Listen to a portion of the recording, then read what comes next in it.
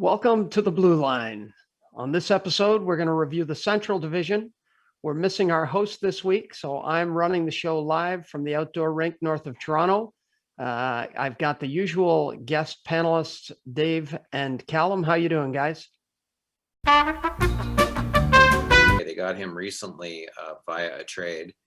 I'd say the D is pretty good too. They've got Jacob Slavin and Dougie Hamilton are their number one. They got Brent Pesce, Hayden Fleury, Brady Shea from the Rangers is a depth D man. I think they're one weak spot because they've got their goalies. You know, they've got James Reimer is playing the bulk of their games. He's the former Leaf goalie.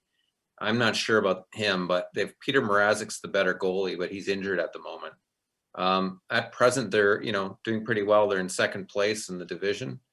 I think they make the playoffs in this division. I like that mix of skill, the heaviness that gets you through the playoffs, and some speed. I like that you worked to dig in against the Leafs there early in the show, Dave. That was nicely done. That was a good top to bottom roundup of the Hurricanes. You have anything to add there, Callum? No, yeah, I think they're a really good team. I definitely see them in the playoffs. I'd say the only question mark on that team is the goaltending. Although I think Mrazek is a good goalie, Reimer is playing well enough for them right now to be second in the division. They were just first. But yeah, they're really deep all around. Svech and Aho are great players. And yeah, Trocheck was a great addition. He's played better than expected, along with Stahl and Niederreiter, who are having some really good seasons. So yeah, they're a very complete team. I think Rod Brind'Amour is a really good coach. And yeah, I could see them finishing first in the division. You've got them first. Dave's got them in the playoffs. Looks good for the Hurricane. Let's move on to the Panthers. Maybe goaltending questions there as well. What do you think, Callum? Yeah, the goaltending as well as the Hurricanes is definitely the biggest question mark. Bobrovsky, he's getting old. I don't know if they can rely on him too much. But honestly, it's going pretty well for them right now. Huberdeau and Barkov, they're just so lethal. They're so good. Probably the most underrated two players in the league. If not, they're definitely up there.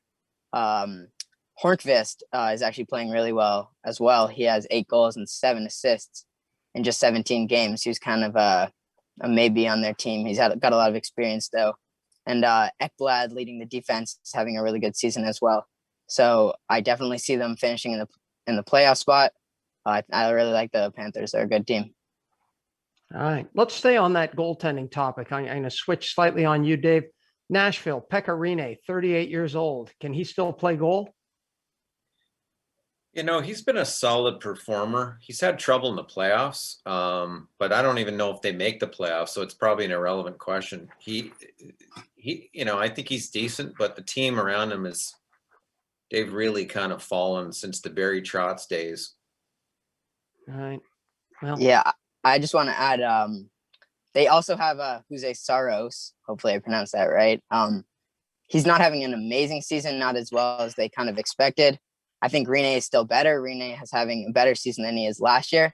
But definitely a bright spot with Yaroslav Askarov, who is probably the biggest goalie prospect in the world, who should be coming in just a couple years for them. So I think when Rinne's out, Askarov comes and fills the main spot. And Saros either stays as a backup or he could get traded because I think he does have a lot of potential. All right. Sorry about the irrelevant question there, Dave. I'm going to move to the team I think is the worst in the division. This is the bottom dweller. You could probably guess where I'm going. Dave, Red Wings. Yeah, this is really sad to see a original 16 struggle like this. There's 2 things I like here. Mo Mantha's a beast. Dylan Larkin's a skilled 2-way player, and the rest is not great. This seems to be an endless rebuild. I mean, Steve Yzerman, who built Tampa into a Stanley Cup winner, back in Detroit, and I think he did a good job in Tampa. But he's got a real project ahead of him here. There's no identity on this team. It's just, in fact, I'll go as far to say that Ken Holland, who was the GM for many years, who left for the Oilers, he's been asleep at the switch on this franchise. It hasn't advanced beyond the first round in about 10 years. Right. So I think this is just a sad project that's happening, and hopefully Yzerman can turn it around, because we need the Red Wings as a competitive team in the league just because of the name brand. Well, they haven't had any draft luck either. They had the best odds at getting the number 1 pick last year and ended up getting number 4 when the lottery balls came out. So there's been some tough go for them. Callum, unless you're desperate to get in on the Red Wings, I'm going to pitch it over to the Blackhawks for you. Another question mark team. What can you tell us? Yeah, I really like the Blackhawks. I did not think they would perform this well. They're not doing amazing, but still better than I expected. Kane just doesn't seem to get anywhere, still making his case for the greatest American to ever play the game. He's got 30 points in 20 games, just recently had a 4-point game. He's doing very well with DeBrincat on the wing, who is having a breakout season. He's got 19 points in 16 games. So yeah, he's having a great season, helping them to what looks like a finish in a playoff spot. And I also want to add Kevin Lankinen, who is their goaltender right now, is definitely my rookie of the year so far. He's got a .921 save percentage. He's even I've seen him in the Vezina conversation as a top 5. He's definitely made them a much better team. So yeah, I like the Chicago Blackhawks. I see them finishing in a playoff spot. Do you concur with that, Dave? You're nodding. Yeah. You see the Hawks in the playoffs? Yeah, I actually do. I'm really surprised by this. Jonathan Toews is out this season. Brent Seabrook's been injured. These are 2 stalwarts in all those cup teams. And, I think there's the effect here, and maybe Callum will agree, that sometimes teams play better without the key guy there.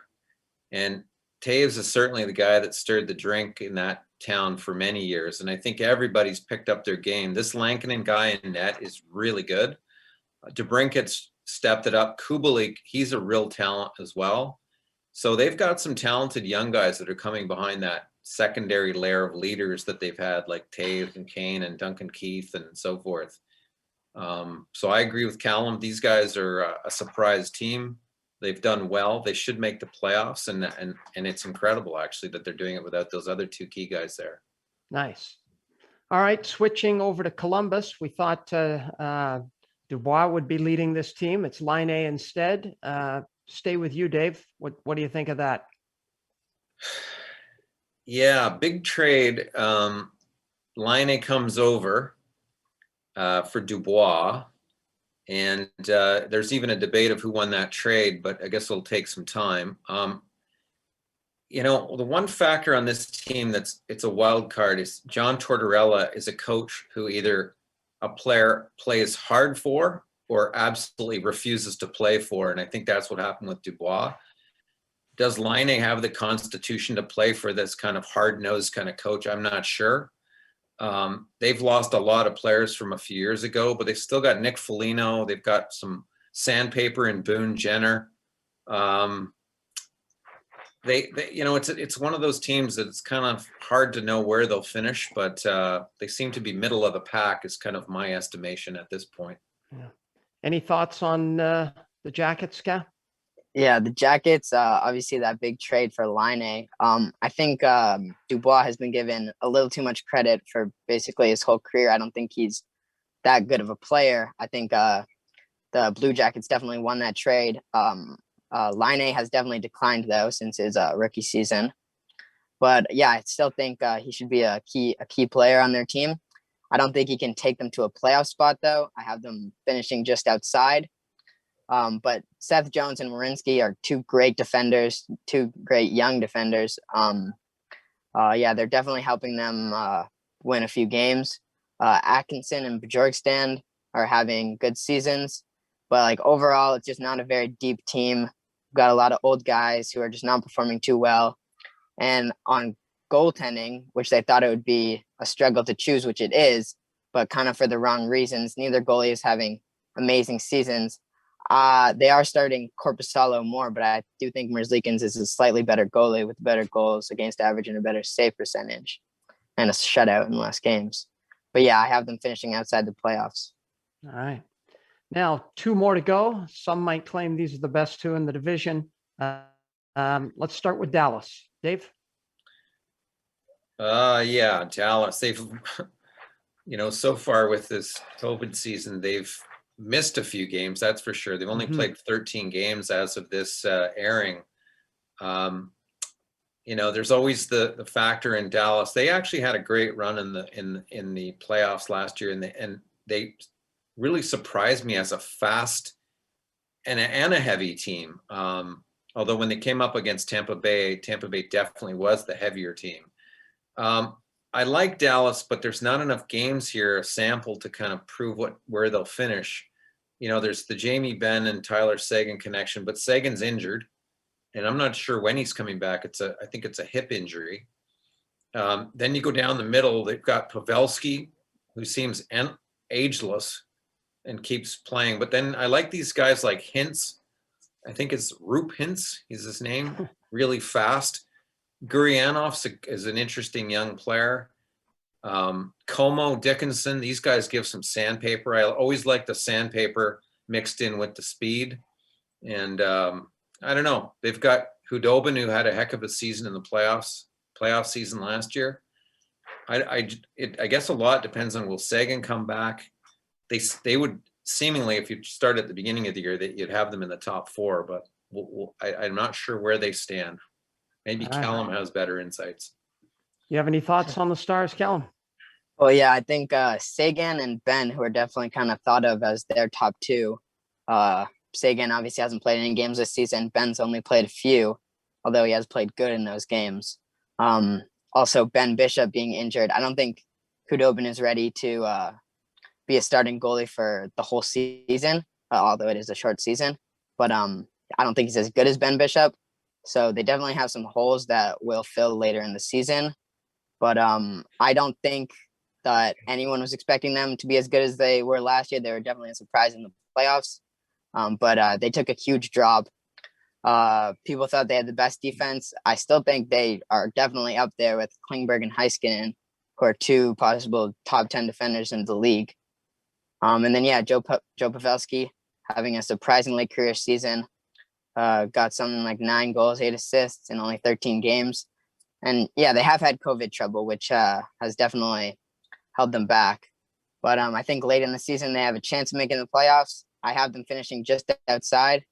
But they could easily finish definitely above where I have them. All right. Well, staying with you, moving to the champs.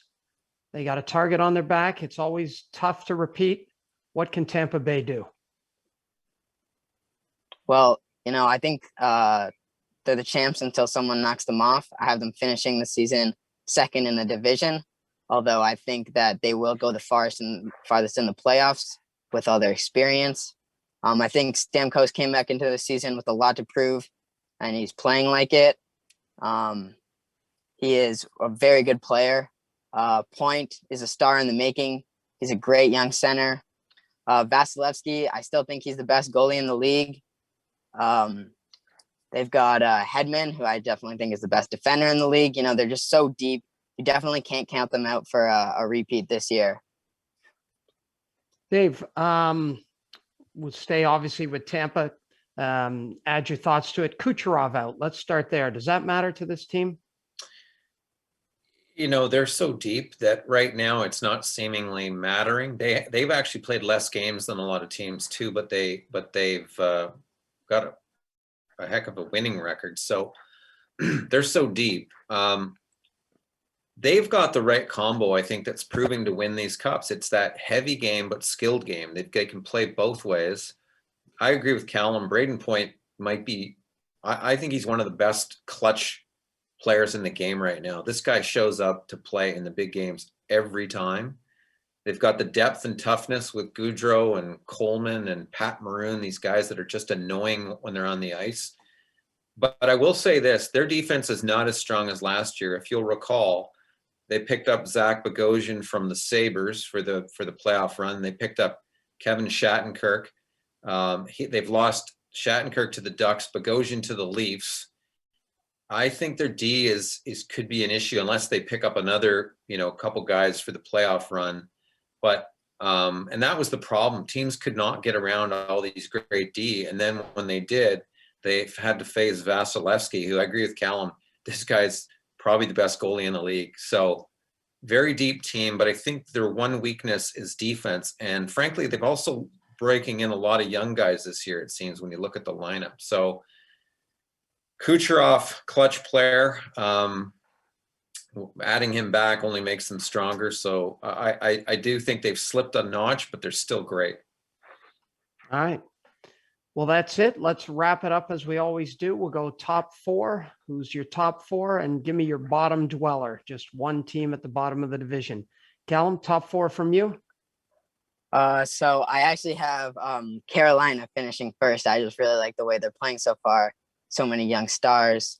But yeah, I could definitely see it being Tampa, who I have in second. Just when Kucherov comes back. I'm pretty sure he's out for the whole season though. So yeah, Carolina 1, Tampa Bay 2, and then I have Florida at 3, who I also really like. I like the way they're playing. Very underrated team. And then at 4, I have Chicago. So I do have Dallas Stars missing the playoffs, who were in the finals last year, but that could definitely change. But yeah, I like the way Chicago's playing. I have them at number 4. And then I think it's a little obvious who's going to finish in last. Been very bad for a long time. The Red Wings, they went on a stretch where they didn't miss the playoffs for like 20 something years. And then since then, they've just been awful. So yeah, I have them in last place. All right. A couple of controversial picks there. Dave, what do you think? At the risk of agreeing too much with the panel, Callum, I think's nailed it. I would make the order though as follows. I think Tampa Bay, they're kind of coasting right now. As the season gets tougher, the Lightning will rise to the top. So you'll have them in number 1. I agree with Callum. The Hurricanes, they're a good team, man. I think they're going to be number 2. I see the Panthers as 3. I think Huberdeau, and I agree with Callum. They've got a couple guys there that are so underrated, and the fact that they've got Joel Quenneville, who's won 3 cups as their coach, bodes well for the Panthers. I see them as in 3rd. And I think the Blackhawks, as a sentimental pick, I think original 6, they slip in at number 4. And definitely on the bottom is going to be, I think, the Predator. Well, the Red Wings will definitely be at the bottom by about 5 miles. And the Predators will be right there with them, I think. All right. Great work, guys. This episode wraps up our divisional previews. We'll be back next week with a new format. Looking forward to it. Looking forward to seeing you then. Enjoy the hockey in the meantime, and see you in 1 week. Thanks. Thank you.